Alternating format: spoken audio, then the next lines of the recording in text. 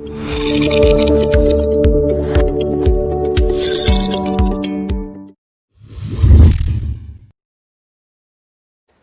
Amaroni di sini dan kita jumpa lagi hari ini untuk membahas beberapa hal penting ya. Pada beberapa hari yang lalu, saya lupa tanggal berapa ya, mungkin sekitar tanggal 15. Saya mengikuti keterangan pers yang disampaikan oleh beberapa kementerian. Nah, keterangan pers ini berkaitan dengan penyelenggaraan pembelajaran untuk tahun ajaran dan tahun akademik yang baru 2020-2021 ya. Saya mengikuti keterangan pers yang disampaikan oleh Mas Menteri Nadiem Makarim dan beberapa kementerian terkait, dan dari penjelasannya khusus untuk pendidikan tinggi dilarang melakukan pembelajaran tatap muka. Semua dilakukan secara online. Oke, sampai di sini saya apresiasi karena memang kebijakan seperti itu akan sangat bagus untuk mencegah terjadinya pertambahan klaster baru dalam penyebaran COVID. Kita sih berharap ya, kampus tidak menjadi tempat atau klaster baru penyebaran COVID-19 di Indonesia. Karena di kampus-kampus itu ada begitu banyak mahasiswa atau begitu banyak orang ya, di dalam ruangan yang sempit. Jika itu dilakukan, maka peluang terjadinya penularan itu akan semakin tinggi. Nah, dengan adanya penetapan kebijakan makro seperti itu, tentunya kampus-kampus di daerah-daerah akan menyesuaikan diri untuk bisa melakukan pembelajaran online. Setiap kampus, baik itu pegawainya, dosennya, atau mahasiswanya, membutuhkan koneksi internet yang memadai.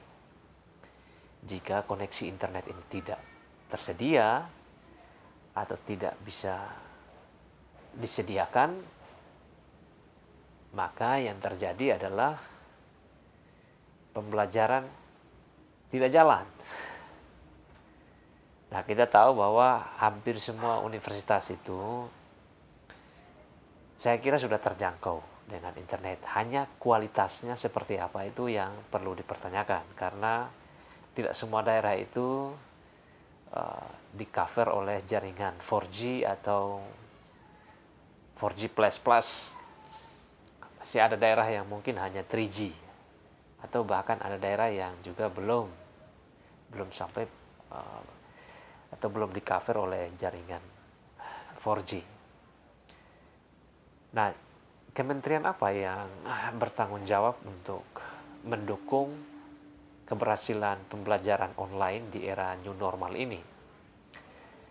Ya, jawabannya adalah Kementerian Kominfo sebagai regulator untuk industri telekomunikasi di Indonesia, dan juga operator-operator ya. Operator-operator yang menyediakan layanan internet.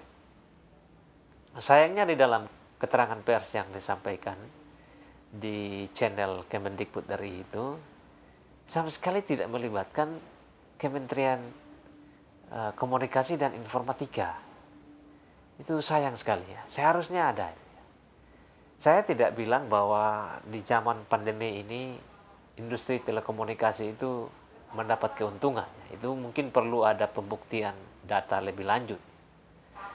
Tetapi penting sekali ya, agar kementerian seperti itu dilibatkan, karena dia sangat mendeterminasi keberhasilan pembelajaran online. Kemudian ya, karena pembelajarannya itu dilakukan secara online, maka pasti akan dosen itu disibukkan dengan work from home. Mahasiswa juga begitu, belajarnya dari rumah. Mahasiswa akan menyiapkan kuota internetnya sendiri, dosen juga menyiapkan kuota internet sendiri. Kampus menjadi kosong, mungkin hanya akan diisi oleh orang-orang tertentu. Pembelajaran yang seharusnya di kampus di era normal berpindah ke dunia maya, ya. Nah, dengan kondisi seperti ini, saya kira perlu ada kebijakan khusus mengenai tarif SPP. Harus ada penyesuaian terhadap tarif. Kita tahu bahwa di dalam teori untuk penetapan tarif itu sendiri kan dihitung berdasarkan variabel-variabel tertentu. Misalnya biaya tetap, biaya variabel, dan biaya semi variabel kalau secara ekonominya, atau dalam bahasa lainnya menghitung besar biaya investasi, biaya operasional, atau biaya overhead dari setiap layanan. Nah, kampus tidak dipakai lagi, semua pembelajaran dilakukan dari rumah. Ya pasti tarif tidak akan sama dengan pembelajaran ketika itu dilakukan di kampus. Apalagi di dalam proses pembelajaran ini ada sebagian besar biaya yang ditanggung oleh mahasiswa dan dosen. Ya. Mahasiswa membeli kuota sendiri, dosen juga membeli kuota tersendiri. Hal ini tidak muncul di dalam keterangan pers yang disampaikan oleh Mas Menteri. Saya tidak tahu alasannya seperti apa. Apakah penyesuaian tarif SPP mahasiswa itu diserahkan ke masing-masing rektor atau tidak? Nah, harusnya ada kata-kata atau arahan dari Pak Menteri yang berkaitan dengan hal ini. Karena sejak pandemi ini terjadi, ada dampak ekonomi yang dirasakan oleh banyak orang. Daya beli masyarakat menjadi semakin menurun. Memang ada bantuan-bantuan yang disalurkan oleh pemerintah terhadap orang-orang miskin atau warga-warga yang tidak mampu, tetapi jumlahnya belum seberapa. Itu hanya untuk menyelamatkan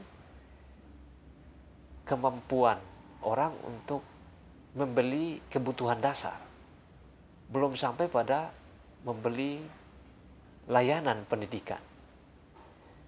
Saya kira hal ini harus dibicarakan secara serius di tingkat kementerian dan juga rektor-rektor yang ada. Perlu ada penyesuaian tarif SPP ya bagi mahasiswa. Dan ini harus dilakukan segera. Ya. Tarifnya kalau bisa jangan terlalu mahal-mahal lah, karena banyak orang yang terdampak. Saya kira dosen-dosen juga mungkin butuh insentif dan segala macam, tetapi ya jangan sampai juga membuat tidak adanya keseimbangan, ya, keseimbangan. Jadi kita perlu menyelamatkan mahasiswanya, kita juga perlu menyelamatkan dosen-dosennya, ya, yang menjadi fasilitator untuk pembelajaran itu. Nah, semoga Pak Menteri dan juga semua rektor yang di Indonesia mendengarkan hal ini. Itu sangat mendasar ya. Perlu ada penyesuaian tarif. Tanpa itu maka dunia pendidikan akan menjadi lembaga yang mengeruk keuntungan. Karena sesungguhnya sejak pandemi biaya operasional kita turun sebenarnya. Nah, terima kasih untuk saudara-saudara yang sudah menonton video ini. Sampai jumpa lagi di video-video selanjutnya.